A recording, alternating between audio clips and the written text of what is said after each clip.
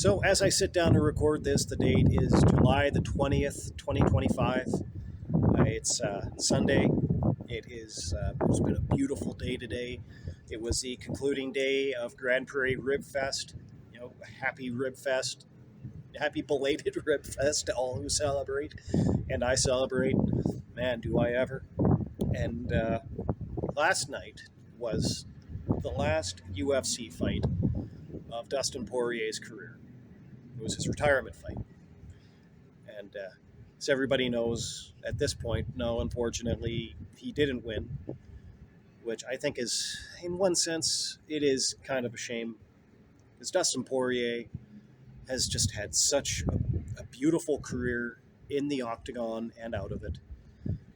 Like, if there's anybody who deserves to go out with a championship win, even if it is the BMF championship and not the undisputed championship, if anybody has ever deserved that, it's definitely been Dustin Poirier.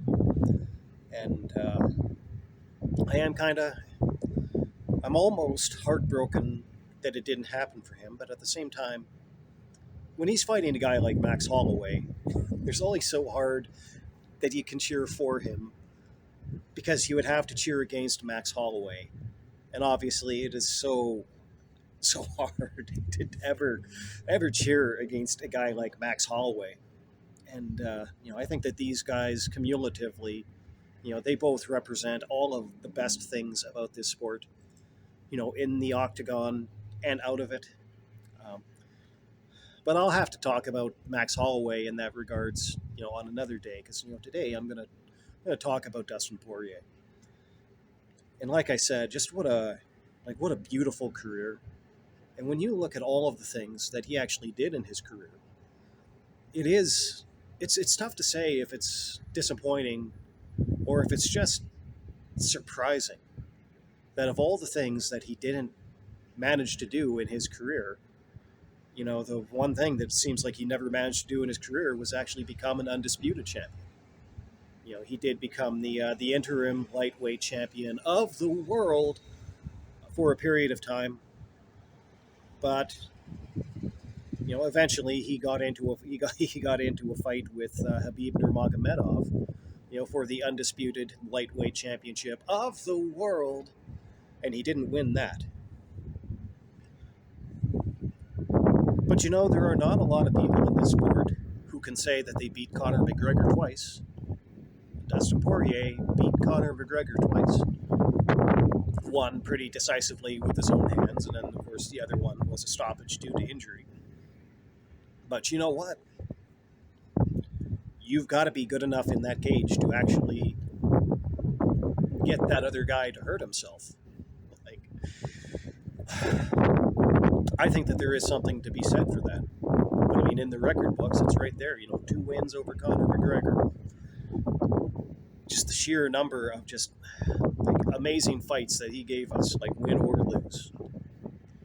But I think that maybe some of the best things about him, actually,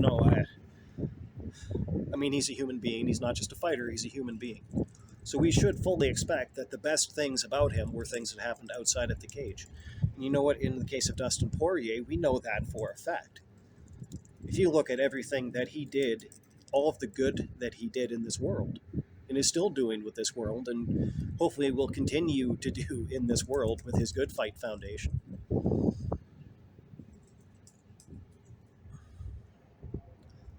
I mean, that in itself, just that alone, would be a beautiful story.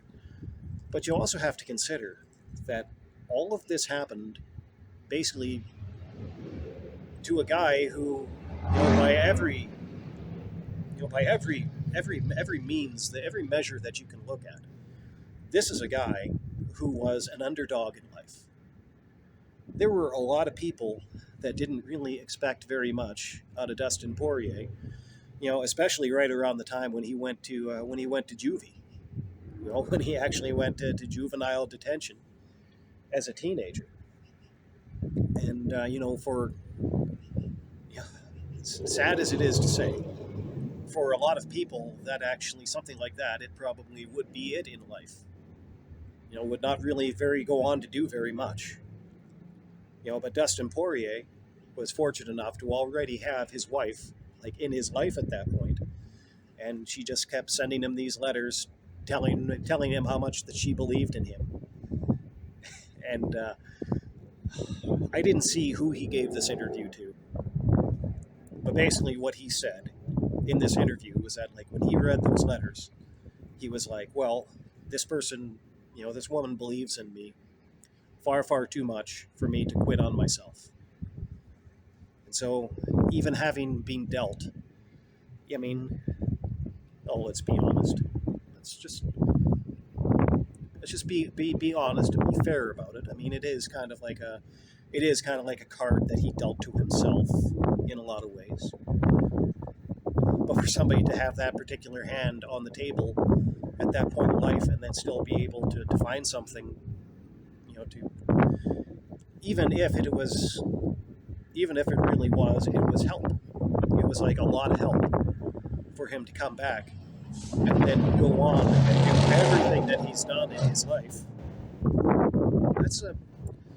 That's a beautiful story, and it shows you so much about what this sport can mean when you look at literally the best people in this sport.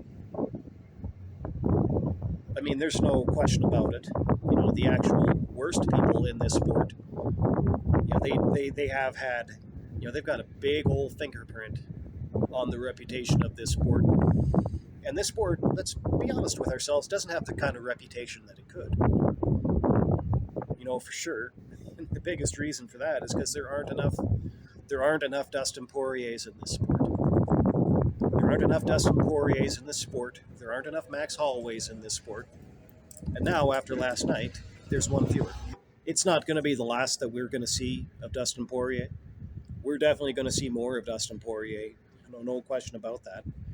He's just for a guy who's earned his living being punched in the face for money. Yeah, I mean he's definitely got that face for TV, and that's kind of what I foresee for him in his future is that he's going to come back as a broadcaster, and he's going to be damn good at it. But until we do know for sure, like when and how we're going to see Dustin Poirier again, I think that all that any UFC, any MMA fan can say to him at this juncture is just, thank you, Dustin Poirier, for everything that you've done for this sport and for everything that you've done to help all of the people that you've been able to help. Thank you so much, and God bless you, man. In my books, you are the best there ever was.